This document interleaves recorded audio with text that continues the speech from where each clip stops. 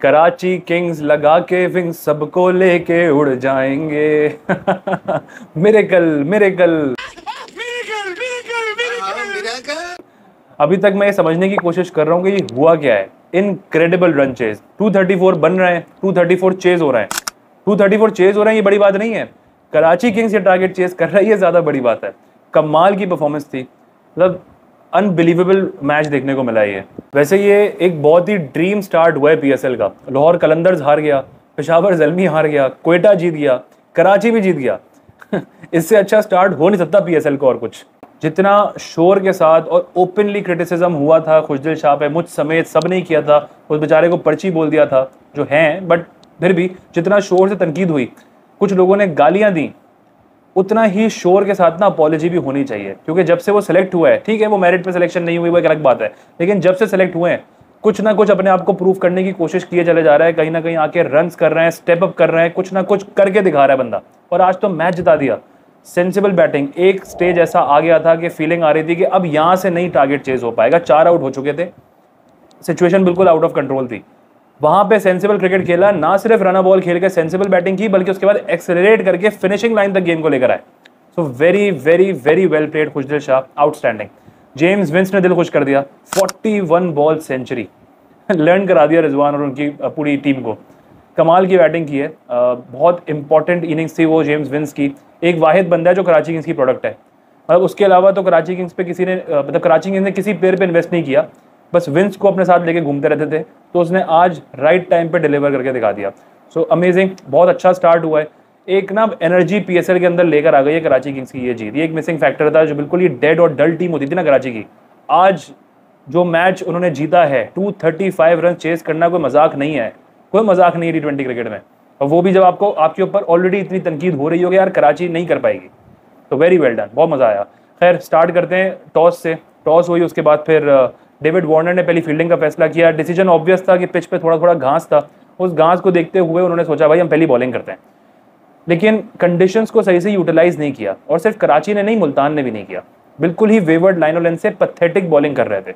मैंने थोड़ी देर के लिए उर्दू कमेंट्री लगाई थी, उसमें कॉन्स्टेंटली एक ही बात के ऊपर क्रिटिसिज्म हो रहा था दैट जो कराची के बॉलर्स हैं वो बिल्कुल वेवर्ड लाइन एंड लेंथ के साथ पथेटिक बॉलिंग कर रहे हैं, स्लॉट पे बॉलें दे रहे हैं मुल्तान सुल्तान्स को, जिसका वो फायदा उठा रहे हैं।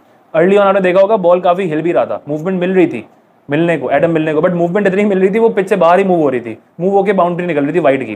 तो कोई पहले 3-4 ओवर में आई थिंक 13-14 एक्स्ट्रास दे दिए थे कराची किंग्स ने, 13-14 एक्स्ट्रास। तो मूवमेंट मिल रही थी लेकिन वाइड पे चौके आ रहे थे साथ साथ, तो कंडीशंस को ना सही से यूटिलाइज नहीं कर पाई कराची के, इवन मुल्तान सुल्तान भी। तो बार बार कमेंटेटर्स भी ये बात कर रहे थे कि राइट एरियाज को हिट नहीं कर रहे, लेंथ वो अच्छी लेंथ पे हिट नहीं कर रहे, हार्ड लेंथ पे हिट नहीं कर रहे।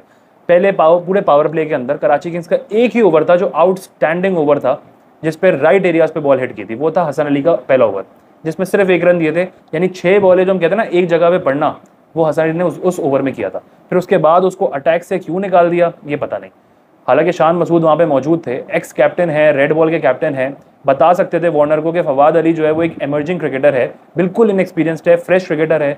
पावर प्ले में शायद उसको अभी एक्सपोज करना मे भी ठीक ना रहे, बट उसको शायद गैम्बल करने की कोशिश कर रहे थे, वो बैकफायर कर गया, वो अप्रोच सही काम नहीं आई, फवाद अली को रन्स पड़ गए। आई थिंक पावर प्ले के अंदर स्मार्ट मूव होती अगर खुशदिल शाह को यूटिलाइज कर लेते। हमने देखा है रिजवान अक्सर खुशदिल शाह को ना पावर प्ले में लेकर आते थे, खुशदिल शाह से जल्दी जल्दी ओवर करा लेते थे वहाँ पे। खुशदिल शाह पावर प्ले में अच्छी बॉलिंग भी करते हैं पीएसएल के अंदर, तो वो एक बड़ी स्मार्ट मूव होती अगर खुशदिल शाह जो है वो अर्ली ऑन वहाँ पे आके ओवर कर लेते। बट फवाद अली को एक्सपोज कर दिया, हसन अली को अटैक से हटा दिया। एडम मिलने ने बहुत डिसअपॉइंट किया, मैंने लिखा था really excited to see Adam मिलने, बट सारी एक्साइटमेंट ही खत्म हो गई। बहुत ही बुरी बॉलिंग की है कराची किंग्स ने ओवरऑल। उसके बाद खुशदिल शाह ने थोड़ी सी डिसेंट, मैं कहूँगा to some extent decent bowling थी, बहुत ही एक्स्ट्राऑर्डिनरी तो नहीं कहेंगे इसको, बट इन कंडीशंस के ऊपर 4 ओवर में 33 रन देना स्टिल बहुत बेहतर बॉलिंग थी। बट अगर वो पावर प्ले में करते तो शायद और अच्छा हो जाता, क्योंकि वो फंसा के रख रहे थे स्पिनर्स को खेलना थोड़ा सा मुश्किल होता है इन कंडीशंस के ऊपर। वहाँ पे दूसरी तरफ रिजवान ने सेंचुरी स्कोर की, 62 बॉल 63 बॉल में उनकी सेंचुरी आई। 38 बॉल में रिजवान ने 58 किए थे।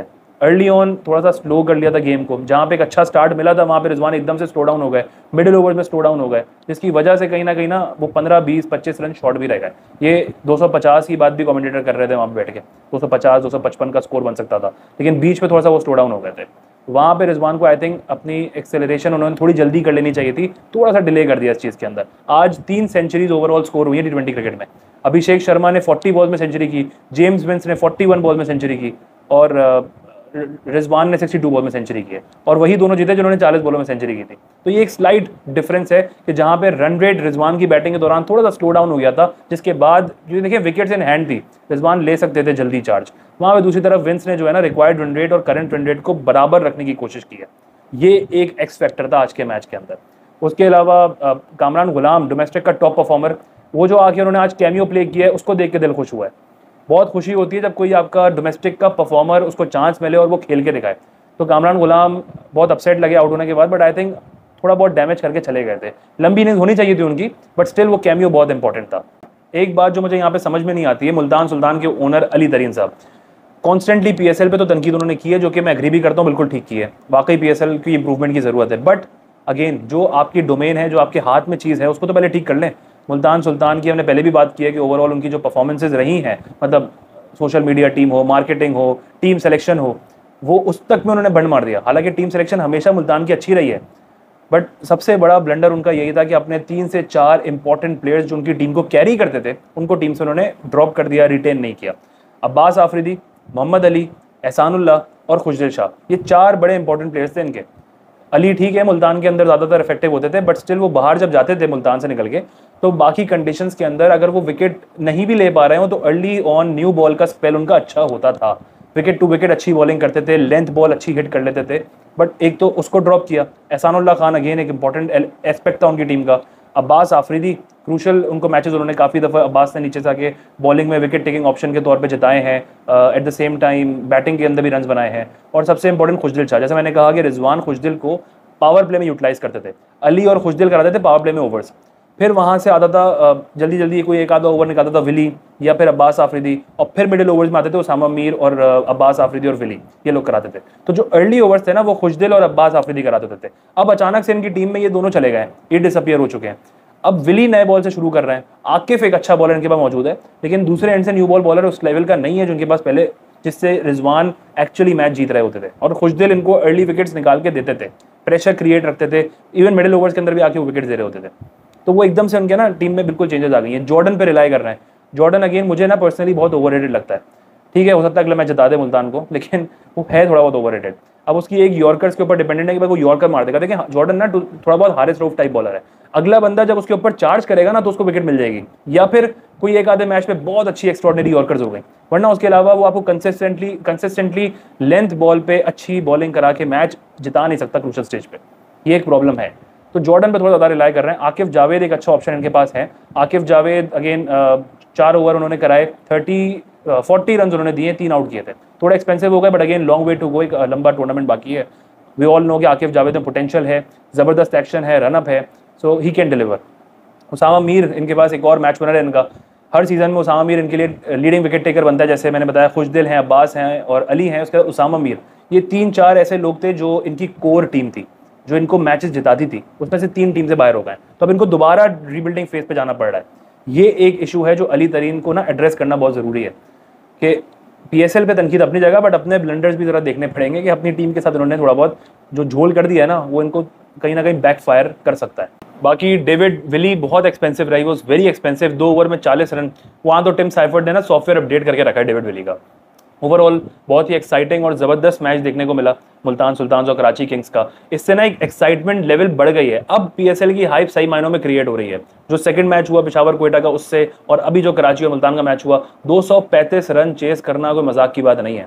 तो ज़बरदस्त रन चेज हुआ है। जो कराची के फैंस चाहते थे कराची की टीम से, वो एक स्पार्क नज़र आया है। और अब इससे जो अगला मैच होना है कराची लाहौर का, अगेन कराची लाहौर एक बड़ा मैच है। अब सिर्फ 2 दिन की बात है, 2 दिन बाद वो मैच आना है। और इस जीत के बाद जाहिर है मोराल बहुत हाई होगा, कॉन्फिडेंस बहुत हाई होगा। एंड आई होप कि इसी कॉन्फिडेंस के साथ ये लोग आगे जाएं और लाहौर के साथ ना एक तगड़ा मुकाबला करें। वैसे भी हेड टू हेड ना लाहौर को सीधा रखा हुआ है कराची ने, तो बस इस बार भी रखना है, इस बार हल्के में नहीं आना है। आखिर में मैं एक बात ऐड करना चाहूँगा, सेकंड मैच के बाद जो पेशावर और क्वेटा का हुआ है, उसके बाद मैं देख रहा हूँ सोशल मीडिया पे ना सबने आमिर को बड़ा पकड़ा हुआ है कि साइम अयूब है, बच्चा है, उसके साथ भरम दिखा रहे थे, बदतमीजी कर रहे थे। यार एक तो ना ये छुई मुई जो बन गए ना हम लोग क्रिकेट के अंदर, इसको खत्म करना बहुत जरूरी है। बेसिक लेवल की स्लेजिंग क्रिकेट के अंदर बहुत जरूरी है। बॉलर्स के लिए आजकल रहा क्या है क्रिकेट के अंदर? कुछ भी तो नहीं है। फ्लैट पिचेस होती हैं, छोटी बाउंड्रीज हैं, वो आते हैं सीधा छक्के खाते हैं। अगर फ्लैट पिच पे एक बॉलर आके स्विंग कर रहा है, अपनी स्किल्स दिखा रहा है, और वो भी एक सुपरस्टार के सामने, मैच विनर के सामने, साइम अयूब के सामने, तो वो कहीं ना कहीं उसको स्लेजिंग करके प्रेशर में डालने की कोशिश करेगा कि वो उसको मारे, उकसाएगा कि हिट करो, तो विकेट निकलेगी। ये बेसिक लेवल पे स्लेजिंग चलती है। हमारे अनफॉर्चुनेटली यही हो गया, बस झप्पियाँ पाओ, मुस्कुराहट लगाते रहो, गले मिलते रहो, जरा सी परफॉर्मेंस नहीं हो, छक्के खाओ, मुस्कुराना शुरू कर दो, ब्रोमांस शुरू कर दो, आवाम को लगेगा क्या भाईचारा है, जबरदस्त यूनिटी है। यार बेसिक लेवल की ना स्लेजिंग, अग्रेशन क्रिकेट के अंदर चलता है, और फास्ट बॉलर की खूबसूरती यही होती है। साइम और आमिर वैसे भी एक दूसरे के साथ बहुत अच्छे हैं, पोस्ट मैच खड़े होकर शोगल कर रहे हैं, बातें कर रहे हैं, एक दूसरे से डिस्कशंस कर रहे हैं, ये चलता है क्रिकेट के अंदर, इसको लाइटली रखें। ये स्लेजिंग जरूरी है क्रिकेट में। ये झप्पियाँ वप्पियाँ से बोर हो गए हम लोग, इसी चक्कर में ना हमारे ये बॉलर्स इतने छुई हुई बन गए हैं, 2 ओवर कराते हैं, ढीले पड़ जाते हैं, परफॉर्मेंस बुरी भी हो तब भी मुस्कुरा रहे होते हैं, कोई गिल्ट नहीं होता अंदर कि चौका खा लिया, छक्का खा लिया, कमबैक करना है, जान मारनी है। तो ये चलना चाहिए, ये बेसिक स्लेजिंग है, इस पर इतना हवा बनाने की जरूरत नहीं है। कोई बदतमीजी नहीं थी, कोई थप्पड़ नहीं मार दिया, कोई फिजिकल नहीं हो गया आमिर कोई साइम के साथ, बहुत बेसिक चीज़ है। तो इसको लाइटली रखना चाहिए, और इस स्लेजिंग को ना ओपन हार्ट के साथ एक्सेप्ट करना चाहिए, बड़े दिल के साथ कि हाँ यार ठीक है। अब साइम हमें पता है अग्रेसिव अप्रोच वाला बंदा है, वो मार भी सकता था, लेकिन आमिर ने उसको प्रेशर में रखना था। ये बेसिक टैक्टिक्स हैं, तो ये खूबसूरती है क्रिकेट की, इसको ऐसे ही कैरी होना बहुत ज़रूरी है।